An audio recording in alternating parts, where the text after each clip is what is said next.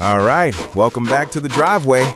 Today we're kicking off an absolute monster of a project. This completely buried, rusted out 911 GT3 that we just dragged out of the woods. As you can see from the drop-off, nature really took its toll. The original paint is totally gone under layers of heavy moss and deep corrosion. First things first, we do a thorough visual inspection to see what we're up against, feeling out the crusty panels and checking the frozen doors.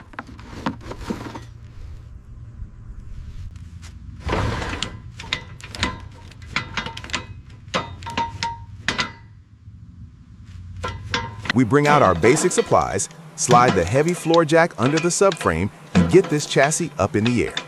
Grabbing the impact wrench, we break loose those seized lug nuts and yank off that flat rusted wheel so we can finally see how bad the brakes and suspension really are underneath.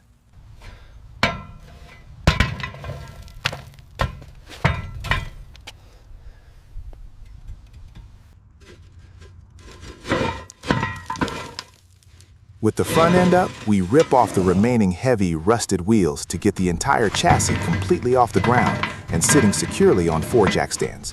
Now the real teardown begins. Sliding underneath on the creeper, we crack open the drain bolts.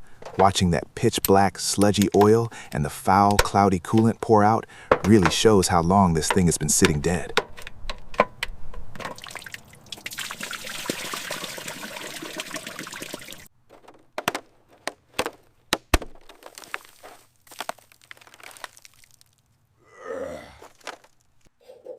Back on our feet, we start stripping the body, forcefully yanking off the brittle front and rear bumpers, snapping brittle wiring harnesses as we go.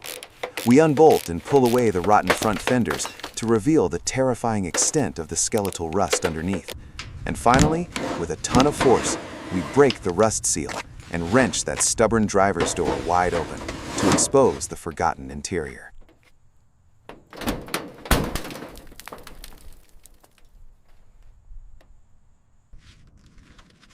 Next up, we tackle the heart of the beast.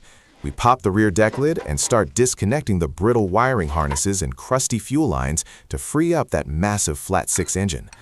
Once the stubborn mounts are finally unbolted, we slide the transmission jack underneath, carefully lower the whole grimy engine block, and drag it out into the daylight. With the heavy lifting out back done, we move inside the cabin. And man, it smells awful in here.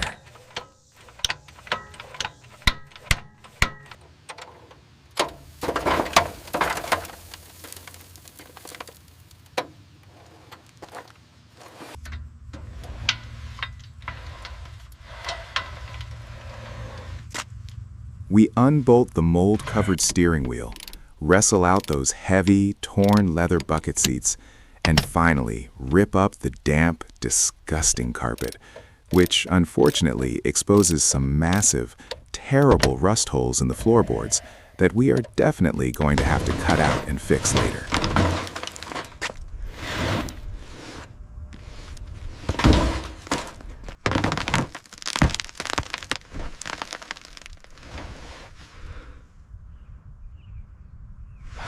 With the car fully stripped, it's time to scrub away decades of nature. We soak the entire crusty shell in a heavy-duty foaming degreaser, then fire up the power washer, blasting away the thick moss, mud, and loose surface rust.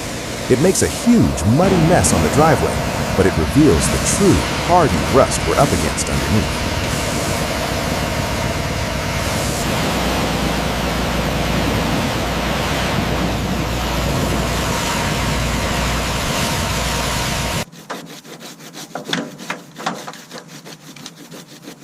Next, we attack the chassis and undercarriage with manual wire brushes and drill attachments, grinding away the worst corrosion to find solid metal beneath the crust. Finally, we break out the angle grinder with a flap disc, throwing sparks everywhere as we strip the roof and side panels entirely down to bare, heavily scratched steel, getting this raw shell ready for the major rust repair and fabrication ahead.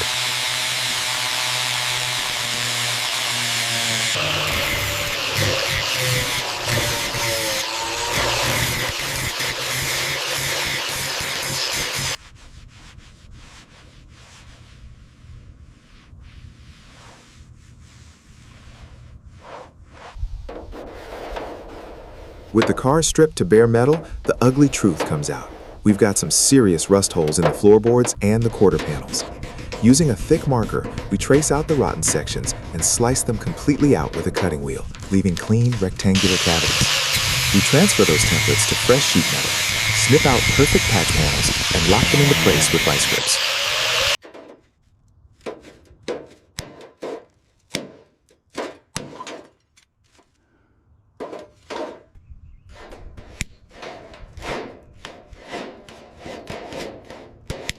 Throwing on the welding gloves, we fire up the MIG welder, laying down hot tacks before running a solid, continuous bead to fuse the new metal to the old.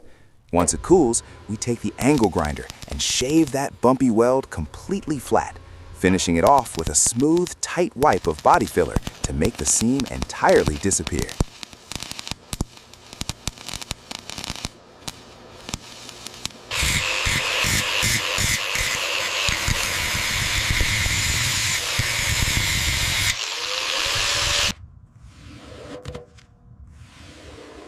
With the heavy structural metalwork out of the way, we dive straight into the grueling process of block sanding. Using a long, flat hand block, we aggressively shave down the hardened pink body filler until it perfectly matches the iconic curves of those wide 911 fenders.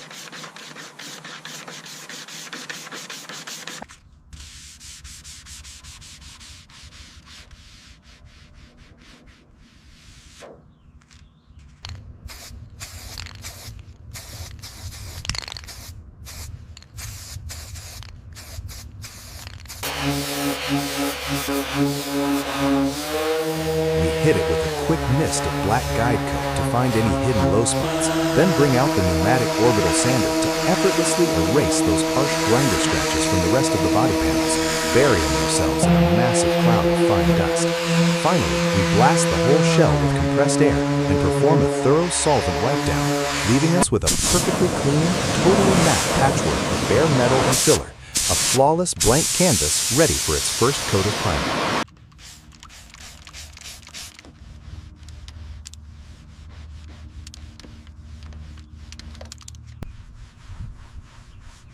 With the body perfectly prepped, it's finally time for paint.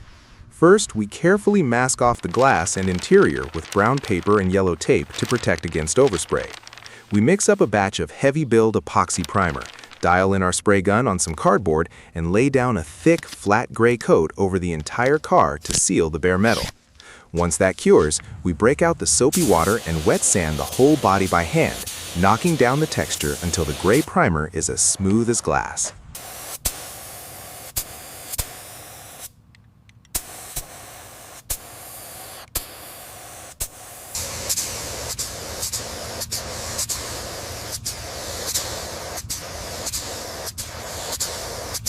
After a final wipe down with a sticky tack cloth to grab any rogue dust, we load up the bright white base coat. Spraying this color on is the best part. You finally see the identity of the car come back to life. But remember, this base coat dries completely flat and dull. That glassy, mirror-like shine won't happen until we hit it with the clear coat in the next step.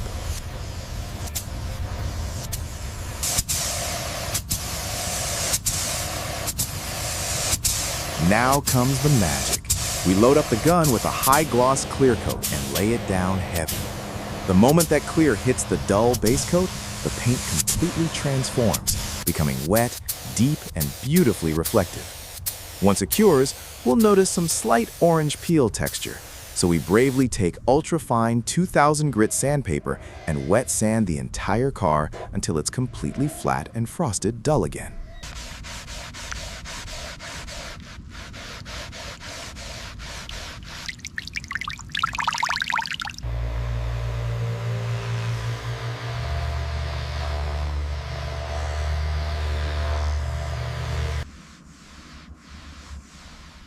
It looks scary, but when we hit that frosted paint with a heavy rotary polisher and compound, it explodes into a flawless, mirror-like glass finish. With the paint absolutely perfect, we can finally reassemble the exterior, snapping in the brilliant new LED taillights, dropping in the clear projector headlights, mounting the freshly painted bumpers, and laying down that iconic GT3 badge on the rear deck lid.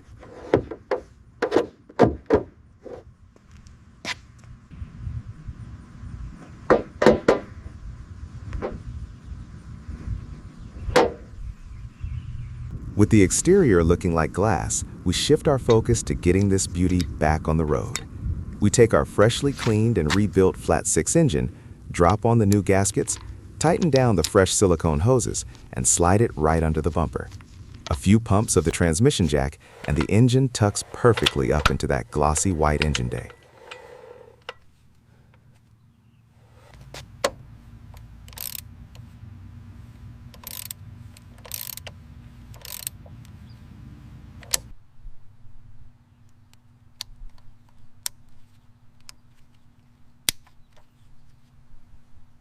We hit the mounts with a torque wrench, plug in the brand new wiring harness, and the heart is back in.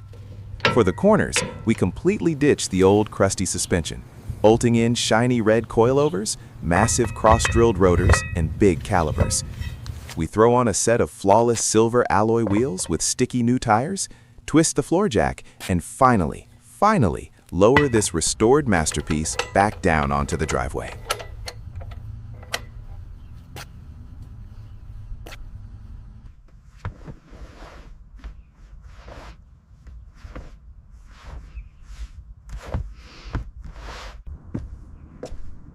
With the car finally sitting on its own 4 wheels, we jump into the cabin to finish the interior.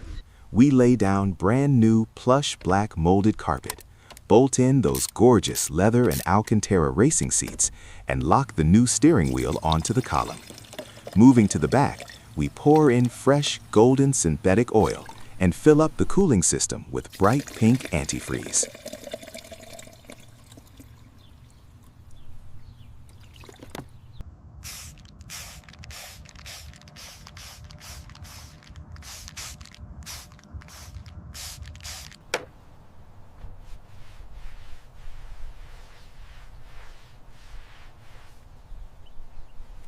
After a quick wipe down with some detail spray, the glossy white paint looks absolutely flawless, like liquid glass. We hop in, slide the key into the left side ignition, and turn it. The dashboard lights up, and that massive flat 6 engine roars to life, idling perfectly. Pulling out of the driveway and onto the street, it's hard to believe this pristine GT3 was just a completely rusted, forgotten shell buried in the woods a few months ago.